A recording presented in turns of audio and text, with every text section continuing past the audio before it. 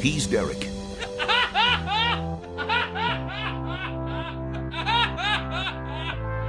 She's Romaine.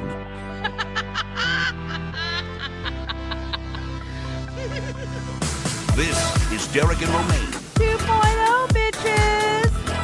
Whoop, whoop. Hey, Derek. Should have played Friday because today technically is Friday, but I messed up. Sorry. Well, it's all right. It's a bit of a special show today because it is right before the Super Bowl. Yep. And as we frequently do this time of year, we have Cyd Zeigler from Outsports.com join us for our Super Bowl picks. This is where Cyd sends us pictures of football players, and then Derek and Romaine, based on hotness, pick the winners of the Super Bowl. Now, early on with our game, Romaine was quite good at picking. I have had a lot of success in previous years. But in general, I'm Last not couple a big... of years, though, I feel like I failed. Well, I don't know. I don't know what that is, but I think in the aggregate, in our past conversations with Cyd, I think in the aggregate, the odds, like if you were betting on the Super Bowl, you would definitely do better with Derek and Romaine picking based on hotness than you would do with a coin flip. That's probably true. Yeah. Because we have been better than 50-50 at picking the winners of the Super Bowl. And depending on how the picks go, sometimes the split between us, like how close the vote is and everything, sometimes actually has also reflected the actual, game itself. Sometimes if Derek and Romaine both overwhelmingly pick one team and then they go and they completely have a blowout, that actually can happen. So, but please don't gamble your hard-earned money based on Derek and Romaine. This is not a gambling show. And you know how I hate to part with a penny. Right. You know me, I love a nickel Jeopardy slot. Woo, that's my jam. Yes, we know. So I don't believe in betting. Although recently, before we go to Cyd, very quickly, recently we were at the Travel and Adventure Show in New York, and we will in a few days be at the Travel and Adventure Show in Washington, D.C. Travelshows.com. Use our discount code DNRVIP to get free tickets. That's Come right. See us. But we were at the travel show, and AJ was there, and we were walking in, and Romaine was parking the car, and we were bringing the stuff over to set up. And I was like, AJ, I'm going to make you a $1 bet. And then I said, wait, do you know about our $1 bets? He probably doesn't. He didn't. And I had to explain. I said, Romaine and I both are $1 bettors. And we will bet another person. But that's how you know we're serious when we bet $1. Because we said, I'll bet you $1,000 you can't eat that pie. If we do that, it's because we don't believe in this bet. But when we say, I'll bet you $1, that is a high confidence bet from us. Of like, we are taking this bet seriously. But I bet AJ $1 about what the first thing Romaine would complain about when she got to our booth. And what was the first thing I complained about? Well, I don't remember, but it wasn't specifically what I said. But the problem was I should have just not said anything, because instead Romaine got to the booth and I was like, huh? Like we were very suddenly confrontational. Romaine is like, I don't know what's happening here. Because AJ and I both sort of crowded in on her. We're like, what do you think? Huh? It did not take me long, though, to complain about the thing you thought I would complain about. Like it took, under 15 minutes. But even still, I think if we hadn't crowded you out, it probably would have been the first thing. Yeah, it probably would have been. We'd played it differently. Anyway, my point is we only ever when we seriously bet, we only ever bet $1. So True. If you're going to bet on our Super Bowl picks, I'm saying only don't bet $1. More than $1. No. Yeah. But I did have to pay up. I gave AJ his $1, so he did get his $1. Well, I'm glad that you paid up on that $1 that was owed. Yes. It was well earned. But for the rest of you, I hope you turn your $1 into $2 with our Super Bowl picks. Coming up next with Cyd Zeigler from Outsports.com. DNR 2.0. Derek here, along with Romaine, and joining us once again for our Super Bowl picks spectacular here on the show. Cyd Zeigler from Outsports.com is back with us. You can find him throughout social media. He is Cyd Zeigler on Instagram, Twitter, even Threads, and on Outsports.com. And, of course, Outsports is also on Instagram, Twitter, and Threads. Cyd, so glad to have you with us. Well, I'm here in rainy, freezing cold Las Vegas. I think they probably thought they'd get a nice sunny and 75 here, but it's a pretty cold Super Bowl. I mean, it could have been Buffalo. That's true. Actually, it could not have been Buffalo. They would never do that. So, no, it couldn't have been. I know, it's too mean. But hopefully the weather will break by this Sunday when the game is actually taking place, although I have no idea what the forecast is. Well, the game is it's in a dome. Because if you're going to play sports in Las Vegas with the weather, you better have a roof. So it's going to be 75 and beautiful in the stadium. It's just getting there. It's probably going to be maybe a little wet and pretty cold. Ugh, that sounds horrible. Blech. Well, I think obviously everyone's biggest concern then, if there's not good weather, is will Taylor Swift's private plane be able to land in time for the game, weather permitting? Well, she's like, she has a concert the night before in Tokyo. Yes. So she's got a pretty short window to get here. But they say it can be done, so I'm a believer. Yeah, well, as soon as when they started dating, I was like, boy, could she end up at the Super Bowl? And I went right to her schedule. I'm like, gosh, she actually has a shot. I guess that's the plan last night at opening night. People didn't know who Travis Kelce was 6 months ago. Right. And Patrick Mahomes is the face of the NFL. But last night at opening night, Travis Kelce the crowd was twice as big to talk to Travis Kelce as it was for the face of the NFL, and all because of Taylor Swift. Wow. I mean, good for him, I guess. Oh, I think he's pretty happy with it. I mean, I think the NFL is happy with it. Let's be honest. Taylor Swift has brought a whole new audience to the NFL. People watching the games that otherwise were never watching the games before just to catch a glimpse of Taylor and her boyfriend. So, I mean, and the sales of jerseys and things like that. Taylor Swift has done a lot for the NFL this year, whether fans like it or not. 100%. Roger Goodell, the commissioner, talked about this. Anything that grows the game and particularly expands it to a female audience, a younger audience, an LGBT audience. I mean, that's just adding zeros to the bank account of the NFL and his team. So they're not going to. And God forbid Travis Kelce and Taylor Swift get married and Kelce takes her name and there were actually Chiefs Swift jerseys. Oh my God. I didn't even think about that, but that would be fucking incredible. You could add about 8 zeros to the NFL bank account at that point. Wow. I didn't even think about that. Yeah, that's hilarious. I find it funny because there has been a bit of a backlash from some hardcore fans, but I feel like, all the time, these straight guys are like, oh, I wish I could just meet a girl who was interested in football and could just hang out with us and watch the game. And wouldn't that be great?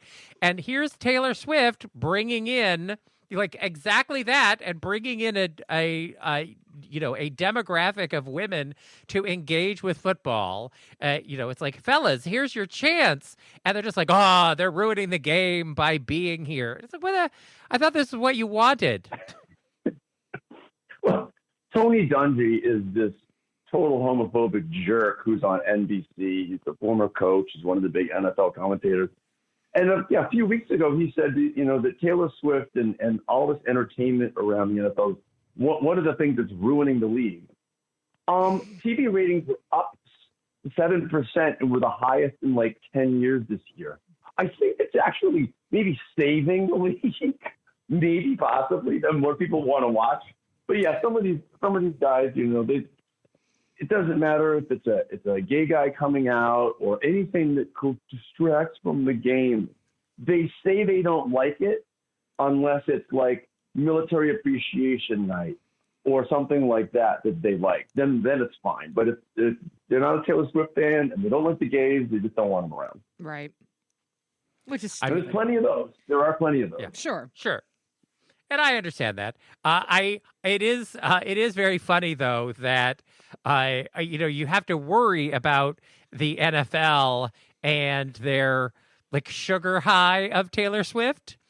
Of oh God, how desperate are they going to be if they have a game and she doesn't show up, and then the ratings are down, because there's millions of dollars at stake around these things all the time, and and something like Taylor Swift dating a football player is purely a sugar high because this is not sustainable over time, and it's not going to be easy to find some other pop star who might date a football player and have it translate in the same way. But if it gets people engaged and interested in the sport and following the game and everybody's having a good time, great. Have a good time. These things come and go. Marilyn Monroe famously dated Joe DiMaggio. Is it Sierra who's married to Russell Wilson? It's Sierra. Hollywood and professional sports have a long history together, and this is probably the biggest chapter. And who knows? They could be broken up in a week. So, of course, it's a sugar high, but again, that extra zero in the bank account is a really nice sugar high. Absolutely. Yeah. And hey, maybe this will get her to play the Super Bowl halftime show next year. Lord knows they've been after her. Oh, that would be crazy. That would be crazy. Would it? That'd be crazy. I think it would be the most watched Super Bowl in all history if she performed. She'd be huge. Well, I don't know. I don't know about all that, but it's certainly, of course. I'm saying it would be crazy huge. Like it would be crazy awesome, and all the angst and debate and conversation. Of course, it'd be great. It'd be fun. I'd love it. I would personally love it, and I hope it happens. Well, it's funny when all this started happening. I was like, I don't even know if I know a Taylor Swift song. Come on, course, what? I knew when I heard them, I was like, of course I know these songs, but I don't follow like. And you call yourself a homosexual? Slow down, Romaine. I call, you know what I call myself now? What? I call myself DJ Cyd. So I listen to DJs. I listen to DJs and remixes. And okay. Of course, I know some of the singing artists. But Taylor Swift is just not somebody that I follow. And of course, I know "Shake It Off." And when I'm listening to these songs, I'm like, of course, I knew that. But I'd much rather listen to an hour of opera scene than Taylor Swift. I just got to tell you. Gotcha. All right. Well, it's a very exciting turn of events for the NFL because it really has amped up the soap opera drama just in general. Although it should be noted, Travis Kelce, even before he was dating Taylor Swift, was on a bit of a I assume this on the part of his management, was on a bit of an uptick in terms of endorsements, and he hosted Saturday Night Live. So he was definitely trying to put himself more publicly in pop culture. I think this Taylor Swift thing is on another level, but it wasn't like he was some shy backbencher, right? Who didn't know what the limelight was. Of course, from a football standpoint, he's one of the great players in the history of his position, history of the league. He's going to go to the Hall of Fame, and he'll probably be a first ballot Hall of Famer. The first year he's eligible, he'll probably get in.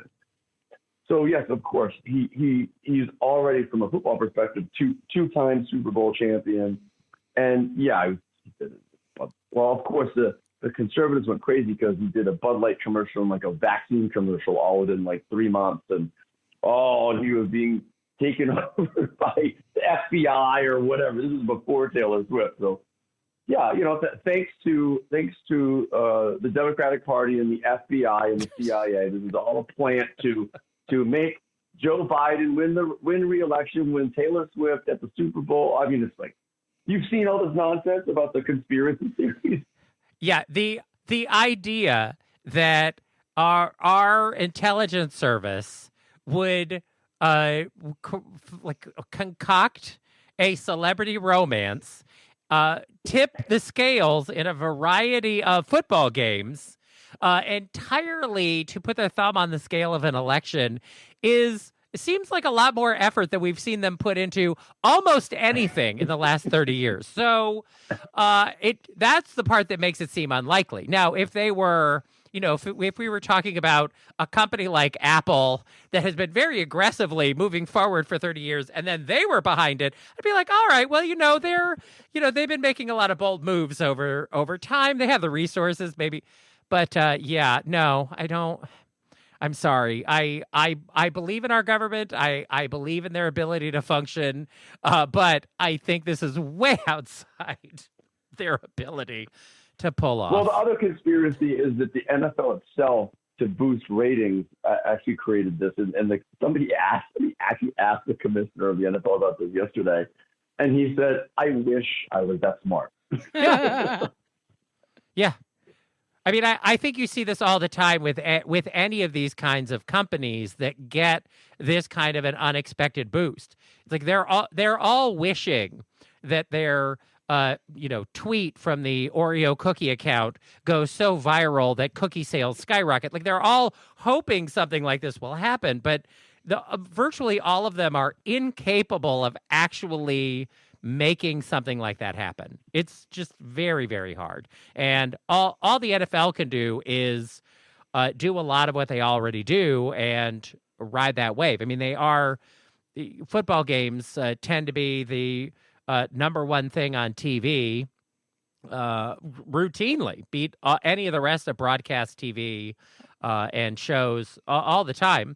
And so, but they're in a dwindling marketplace. So even they know, we're number one in a space that is shrinking. And for them, the real gift of Taylor Swift has been reaching younger audiences, female skewing audiences, a very different demographic than they're usually chasing.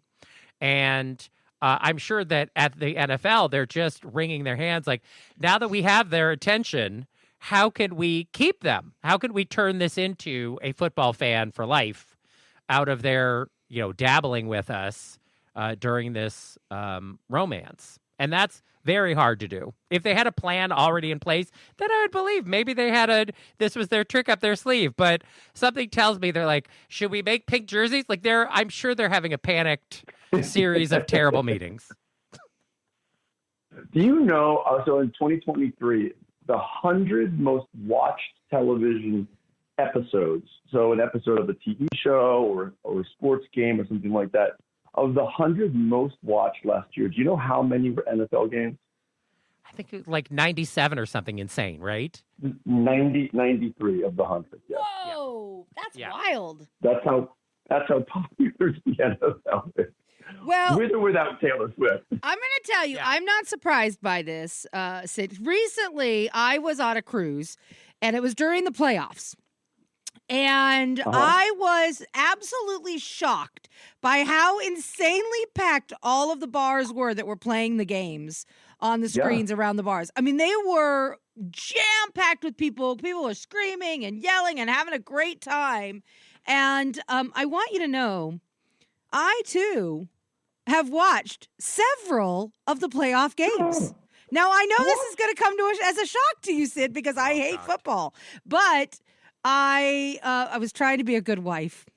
And so I said to my wife, I said, you know what? There's a playoff game tonight. Why don't we watch it? And we did watch several of the games. I watched the one where the coach from the Walrus guy, where his beard got all frosted up and frozen because it was like -7 degrees where they were playing. That was a fun game. I felt bad for everybody playing. And then I watched some other games. Don't ask me who was playing. I watched a very exciting one with the Chiefs and maybe were they playing the Bills? Is that who they were playing? The Ravens? Oh, yeah, the Bills, yeah. Yeah. That was an exciting game. I remember watching that game and thinking, ooh, that was exciting, especially towards the end. I actually shockingly, watched a few games this year.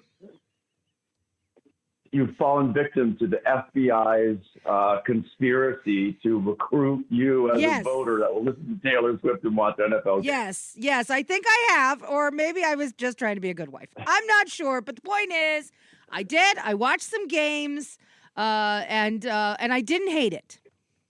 That's the most surprising part. I did not hate it. It's only taken 20 years, but we're finally breaking through. I know, right?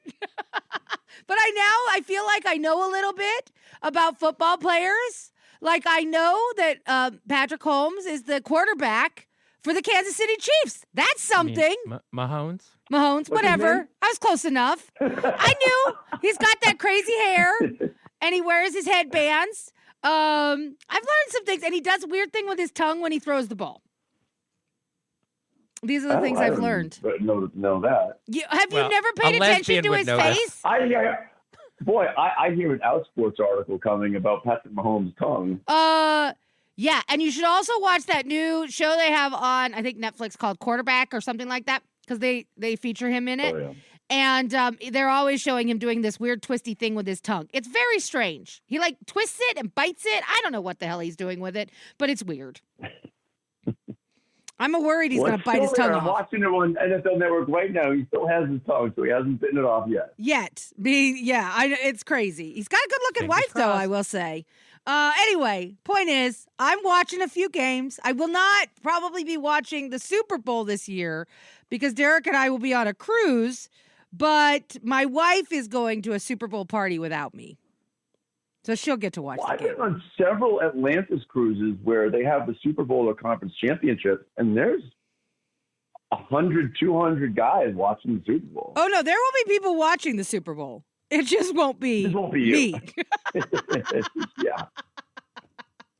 Because I don't even have any skin in the game. I don't even know who I want to win. I don't even know who's playing. I know that the Chiefs are playing, but I don't know who they're playing. Well, maybe that's not true. Well, we're gonna find out who you want to win. Okay, yes, we are every year in the DNR Superbowl game. Yes, we are. Okay, are we ready to play? So I will set this up. So here's how it works for people who have never experienced the Super Bowl game before. Cyd Zeigler has pull together our game pieces. We will have 5 different sets of players from the 2 teams that are playing. The 49ers, I mistakenly said on our show that it was the Giants. Anyway, the San Francisco 49ers versus the Kansas City Chiefs, the Super Chief. And so we'll have our 5 players, and we have printed these out in black and white, so we cannot tell, no clues like about we fucking game know colors otherwise. And Cyd has omitted any sort of identifying logos and that kind of thing, right? Where necessary. But we base our picks based purely on looks, and Romaine has a pretty good. I don't know. I've lost habit. The last few. I think. Oh. I feel like I have, but it's okay. All right. Okay. Well, this is the second time in 5 years these 2 teams are playing. The Chiefs won the last one. So we've played this game with these teams before. Yeah, but some of the players have changed. Okay. I mean, there's different quarterbacks. There's a few players that have changed. Can I just ask a question actually about this, of the same teams rematching again 4 years later? How frequently in the NFL Super Bowl history, because it's only been, 55 years, something like that, right? Have 2 teams played each other more than once? It's happened a few times. The Bills and Cowboys, the Bills and Cowboys played back-to-back Super Bowls actually in the early 90s, and the Dallas won both. The Giants beat the Patriots in 2007 and 2011. Back in the 70s and 80s, it happened once or twice. I think with it might have been the Cowboys and the Dolphins. So it's happened a few times. There have been rematches relatively close together with a lot of the same players. A handful of times. Do you think that has to do with when teams are particularly ascendant? That, in any given, for a series of years, if a team is very strong and they don't have an enormous amount of turnover, they're going to be strong for several years. So I would imagine that during certain peak periods for teams, they're frequently in contention, and it's going to be the same handful of teams during that time period, right? Yeah, so the Patriots, over the course of 20 years, went to 9 Super Bowls. They played the Giants twice, and they played the Eagles twice. It's just going to happen that you're going to probably play somebody, because if you have a decent team, chances are you're going to make it back. The Bills were famously in 4 straight Super Bowls and lost all 4. Oh. The 49ers were in 5 Super Bowls in the 1980s and early 1990s. So the chances of you having somebody that repeats, given how important the quarterback position is, if you have a good quarterback, somebody else has a good quarterback, it's not. Chances are, if you go to a string of them, you're going to play somebody twice. All right. Well, I'm ready to play this game. Okay. I'm ready to choose my winning Super Bowl team between the 49ers, you said, and the Kansas City Chiefs, correct? Yes.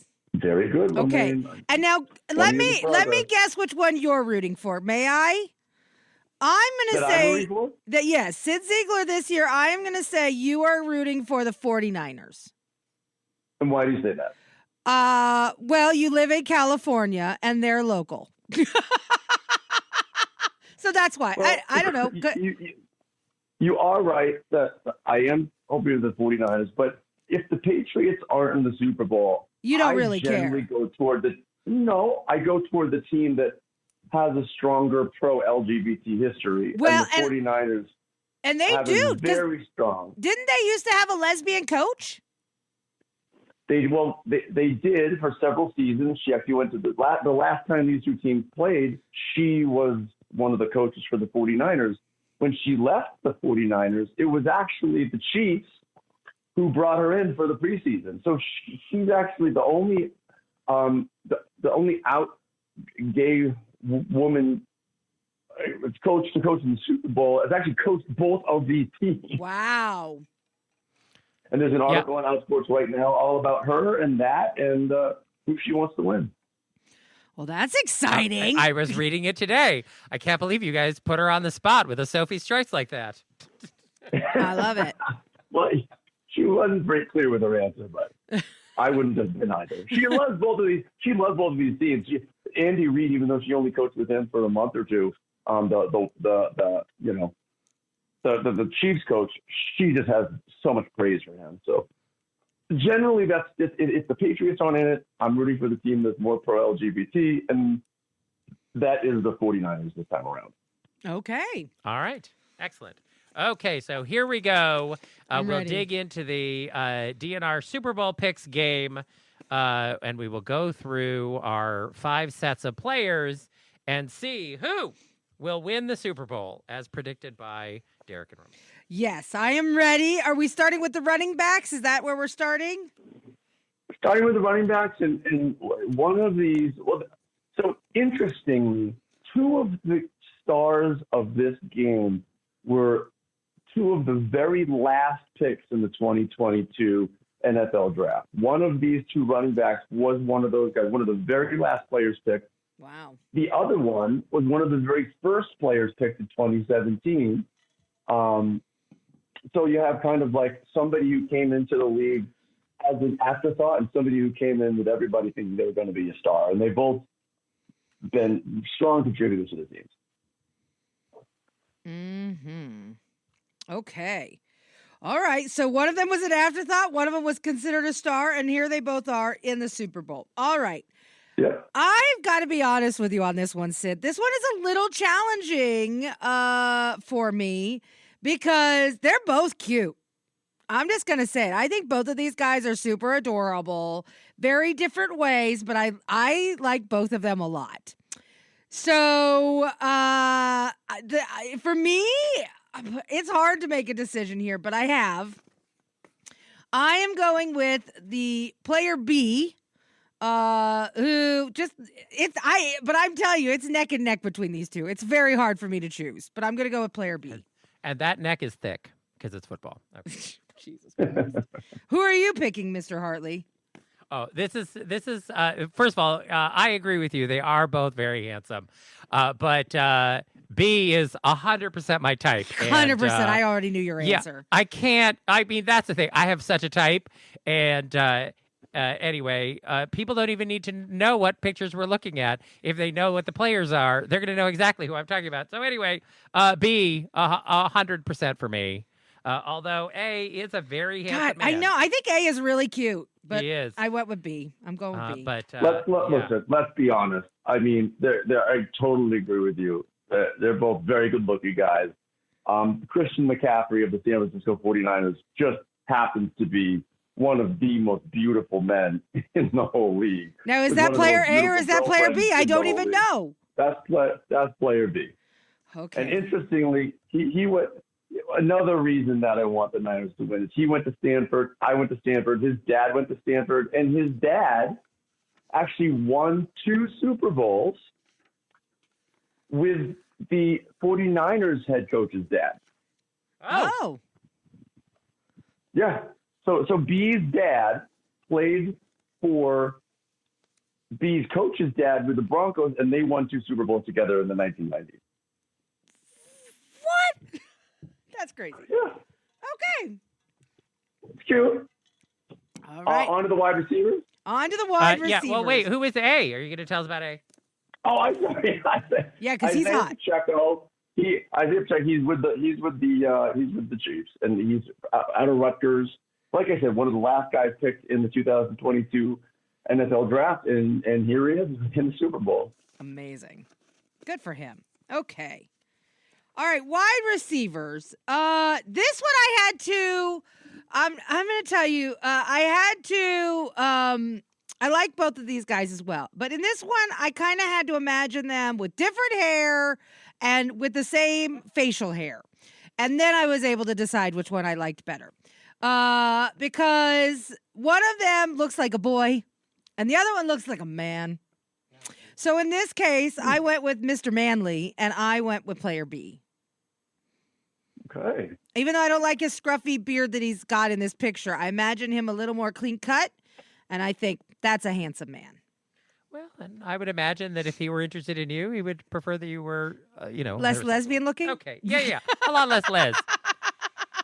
Probably true. I am gonna go with player A. Oh, interesting. Romaine and I have our first split decision here Mm-hmm. in the Super Bowl game, Cyd. Well, yes, it is a split decision, but Romaine is sticking with the 49ers. Oh. Brandon Ayuk out of San Jose State, played college just down the street, and Derek is picking Chiefs for Shea Rice, who's a rookie, and both of these guys, young players who kind of become their team's top wide receivers. So Derek's 1-1, and Romaine is all in on the Niners so far. Okay, go Niners, I guess. All right. So up next we yes. You know what? Maybe I shouldn't have put the coaches because you guys know who's who on this one. I do know who's who, but I also have done a different position. But I also think it's pretty clear of these two who's hotter. Who's the hot one? I agree. I mean, look, it's not a blind taste test. What? Yeah. I mean, we try to keep it fair by not knowing a lot about everyone beforehand, but the reality is sometimes there are stark differences in attractiveness. Yeah. And that's definitely the case with the coaches. Yeah. So Coach A is, we all know who that is. It's the Walrus. That's what I call him because I think that's his nickname. And Coach B is hot. The Walrus is not. Yeah. Look. So the Andy Reid is a bear through and through. Yeah. And if you like bears, you're gonna pick Andy Reid. Sure. Okay. Yeah. The vast majority of people pick Kyle Shanahan, the 49ers coach. He's 44, in shape, handsome guy. But if you like, bears in their 60s, then you're going to go with Andy Reid. I will say, I give Andy Reid some real credit after seeing his frozen mustache at that game where it was -7 degrees. I mean, how did he not end up with fucking frostbite on his upper lip? That's what I want to know. How? You know why? The mustache. The mustache. Yeah, it saved his life, that flavor saver. It saved his life. I mean, I'll never forget looking at it. It was kind of gross, but it was also kind of cool because I was like, wow, his face is literally frozen. But good for him. And again, so Kyle Shanahan, you picked the 49ers coach, Kyle Shanahan. Yeah. His dad was the guy, Mike Shanahan, who was the coach of the Broncos in the 90s, and he's the guy who won 2 Super Bowls with Christian McCaffrey's dad. How many Super Bowls has Mr. 49ers been to? This is his second one, but listen, at 44, he's one of the youngest coaches in the NFL. Yeah. I believe that he may have been with the Falcons when they lost the Patriots. I believe he was the offensive coordinator. So as a head coach, this is his second one, but I believe that he was he coached as an offensive coordinator in the 3rd Super Bowl. Right. Okay. So he knows what he's doing. And plus, being around your dad, his dad was an extremely successful coach in the 1990s. So he's been around success. And is his dad still alive? Yeah. I think he might be a consultant with the 49ers. Yeah. His dad used to coach the 49ers at one point. Oh, wow. That's pretty cool. That's actually pretty cool. It's a real family affair here. Yeah. Now, with Andy, how many times has he been to the Super Bowl roundabout? Oh, geez. Once with the Eagles, and then this is number 4 with the Chiefs. He brought the Eagles to the Super Bowl. They lost to the Patriots. Maybe they went twice. Anyhow, Eagles. So Andy Reid had a history with the Eagles of getting to the final or the semifinal and then losing every single time. Yeah. And so even despite years of success, the Eagles fans drove him out of town. The Chiefs said, okay, well, you're a good coach. Picked him up, and now he's won a couple Super Bowls. Gotcha. Okay. All right. So I'm still running with the 49ers. I feel like I'm going to be a 49ers this season. Okay. Welcome to the bandwagon. All right, let's head on over to the quarterbacks. Now, again, both these guys are pretty good looking. I definitely recognize one of them because I recently watched a football game. So I know he does something weird with his tongue. So, I'll tell you a little bit about these two. Yeah. One of them has won 2 Super Bowls. One of them has won 2 Super Bowl MVP awards. One of them has won 2 NFL MVP awards. The other guy was literally the last pick of the 2022 NFL draft. Less than 2 years ago, he was they all call the last pick in the draft Mr. Irrelevant. He was called Mr. Irrelevant 18 months ago, and here he is starting the Super Bowl. Wow.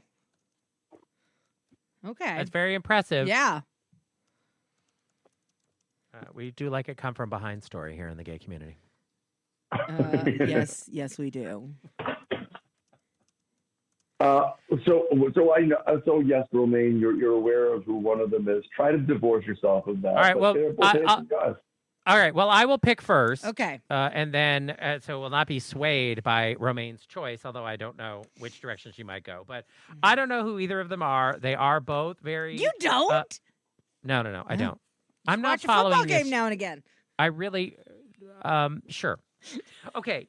I don't know. You know, I have to say, before we get to these guys, I will say the grade is probably a big part of why the ratings for these live sporting events are still very strong.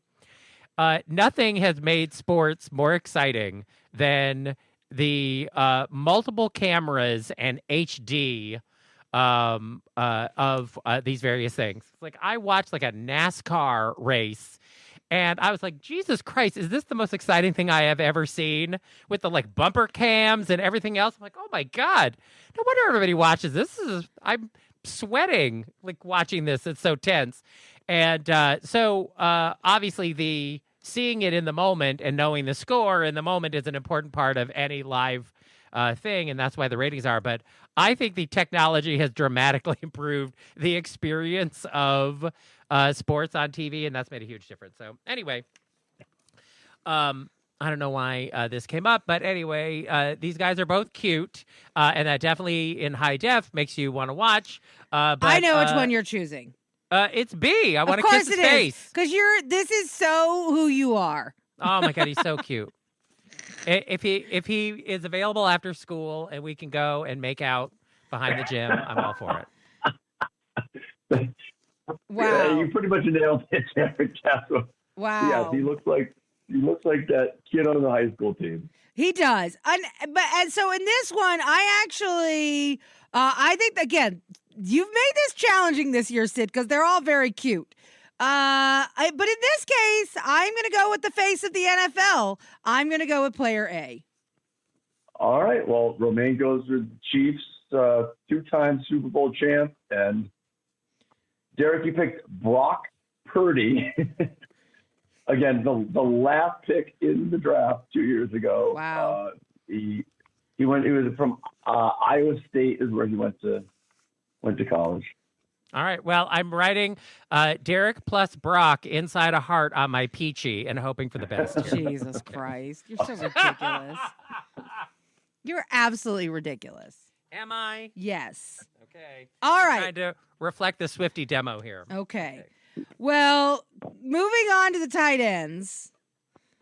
I think I know where Derek's going with this one. There's a guy who basically looks like an unkempt Viking. I think that's Romaine's pick. And then there is who I believe is Taylor Swift's boyfriend. Am I right? One of them is Taylor Okay. Swift's boyfriend, and the other one is an unkempt Viking. Yes. Right. So based on this, they both look like they could murder you in your sleep, and are a little scary. I actually think, as much as I love Vikings, and I do, I actually think I'm going to root for B on this one, because I do think he's more attractive. I'm very surprised by Romaine not going with the unkempt Viking. I am because too, a little bit. If there is a TV show that is about Vikings, I watch them all. I love or Vikings. like gladiators, anything where a guy is like super jacked but dirty with long stringy hair. It's true. Romaine I love is it. I love all it. over that. I love it. But in this case, player A's face is not as pretty as player B's face. Sorry. Even with all that unkempt Vikingness. Well, he's been pillaging the UK for, I don't know, years now. So it's going to take a toll on you. Wow. So you're both going with B. Both going with Taylor Swift. Yeah. Oh, yeah. I'm absolutely. If there was going to be a man who was going to aggressively pursue Taylor Swift on TV and podcasts, I'm glad it was a hottie like Travis Kelce. And so, because it could have been somebody who was not hot, and then she was like, "Ew, you're creepy." But in this case, he's a banger, and I also am Team B. I think. Well, these are two of the best tight ends in the league. They've both been around for a bunch of years, but yes, you both picked Travis Kelce, and you didn't pick a guy named George Kittle. Kittle, huh? You mean Jared Leto playing a Viking? Yeah. Okay. That's basically what it is. Either of these guys could be a huge star in this game. That I believe. That's not a surprise to me. Yeah. Well, Cyd, by my calculation, I think we're all on the same page here. Derek and Romaine both have split decisions here on opposite sides. Is that true? Well, no, wait a second. Hold on. Whoa, I don't think so, little Derek. different.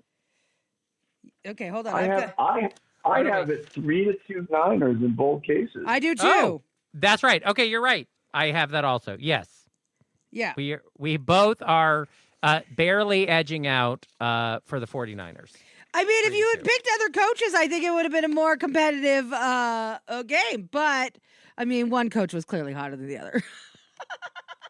Well, listen, one of the reasons I picked the coaches is the players, when you see the players during the game, for the most part, they're going to have their helmets on. The Right. people you're going to see without helmets the most throughout the game are the two head coaches. And so, yes, sometimes one is 70 and one is 40. They're very different. But I always put them because those are going to be the faces of the teams during the game. Now, let me ask you a question. Of the kickers, which team has a better kicker? A cuter kicker, you know. A cuter kicker, I don't know. I don't know. Again, I know. say, and you call yourself gay. What is happening? Yeah, I don't. I'm not sure. So The kickers 49ers are generally 28-year-old white guys. So Okay. they're whoever it is, that's who Derek picks. All right. So basically what I'm learning is this for the Super Bowl, we're all rooting for the 49ers. Yeah. Like I said, I'll tell you just a quick story. Yeah. Back in 2022, when we first started Outsports, I called every single of 32, or maybe it was 30 at the time, NFL teams, and I asked them if they have same-sex domestic partner benefits. Okay. Some of the executives that I got a hold of yelled at me on the phone, said that question doesn't belong in football. It doesn't belong around the NFL. That's ridiculous. There was one team in the whole league that in 2002 had same-sex domestic partner benefits, and that was the San Francisco 49ers. Wow. So their support of the community goes way back before anything that anybody's done in the last 5 years. But the Kansas City has Taylor now. Isn't that gay with gay on top? I'm kidding, of course. Sure. So, okay, keeping this in mind, let me ask you, where is the NFL when it comes to LGBT stuff these days? Are they, because we've seen some backsliding in the NFL or in the NHL and even in baseball and UFC and things like that. So where are we at now with the football league? Are we doing better? Are we worse? Like, where is it at? I thought the NFL has done as good a job as anybody else in pro sports for a long time. They have been, I'll just give you some examples. First of all, they've been so supportive of what we do at Outsports. I mean, they have credentialed us for the Super Bowl for like 8 or 10 straight years. Wow. They wanted to make sure our voice is there. If you combine all of the current and former athletes who have ever come out in pro sports, and now on the men's side, there have been more in the NFL than all of the rest of the men's pro sports leagues combined. Wow. The NFL on tomorrow night is hosting a night of pride with GLAAD at Caesar's Palace. I saw that. That's amazing. Demonstrate their support. So, and tomorrow I'll have my list of 101 pro LGBT things the NFL, its teams, players, and coaches have done over the years. And it's only a sample list. So the NFL, I think a lot of leagues really learned something from the disaster that the NHL brought upon itself by banning Pride Day. Yeah. And I think they're just, I think you'll see some caution. They want to make sure that when they start doing something that it's in the right direction. Mm-hmm. But I really, there are little things that happen here and there in the NFL that I don't think are great, but I think they're going absolutely in the right direction. You have to remember, the commissioner of the league is Roger Goodell. He's the most powerful man in sports in America. His brother is gay, and he has talked about that many times. Roger Goodell is not going to let the league screw that up. Well, that's great.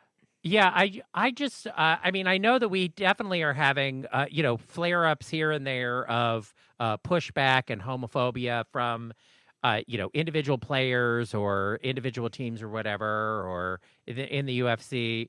But to me, so much of it feels like the last gasp of a dying movement.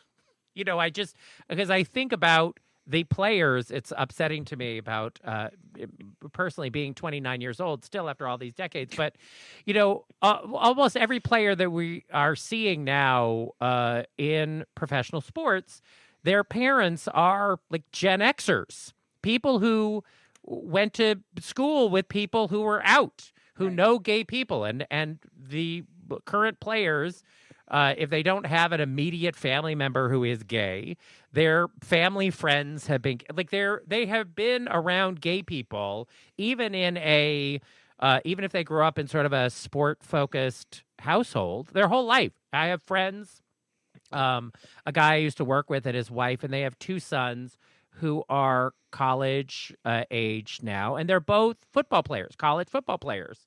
And I had a talk with their mom, and she had a concern about homophobia in sports. And so when they were growing up, she wanted them to know, we know gay people, we are friends with gay people, and homophobia is not acceptable. If a player comes out to you, you accept it, whatever. So they have grown up in this world in North Carolina where they have received this message. And I just think, we're just going to see over time. It's not that there won't be homophobes who will pop up or people who will, spout off or whatever. I just don't see an appetite for it more broadly across sports where it was years ago. I'll give you my quick analysis of what I've seen over the last year. And it was sports related.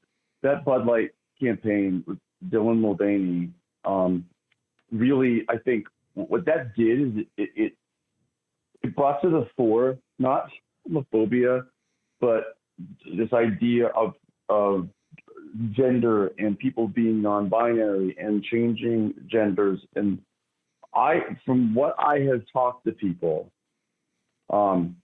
who have sent me hate mail that I've actually tried to reach out to and talk to, and some of them have, they actually don't care about gay men and lesbians. They don't care. What they hate is that suddenly their son is going to school and hearing that they might be a girl.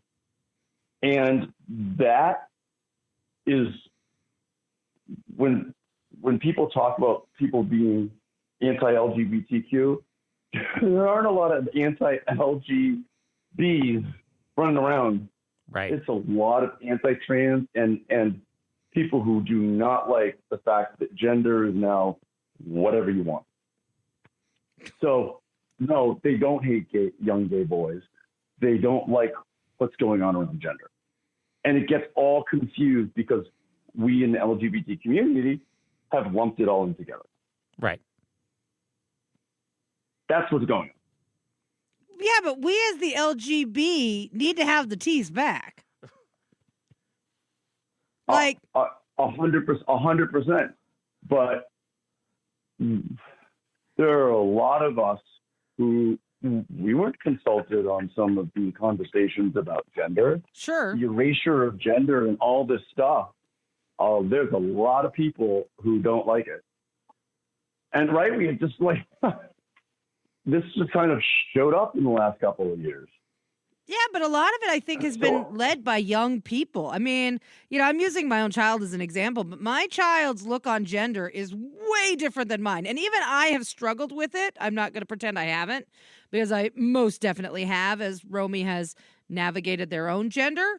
But I got to be honest, even as hard as it is for me to understand and to wrap my head around as a seasoned LGBT professional, I still think we have to, if what we need to do is hone that message, we need to hone that message and we need to have those conversations. But we have to, I think as a community, we have to stick up for the T's, because we all know if they have wins there, they're going to come for us next, because that's what they do.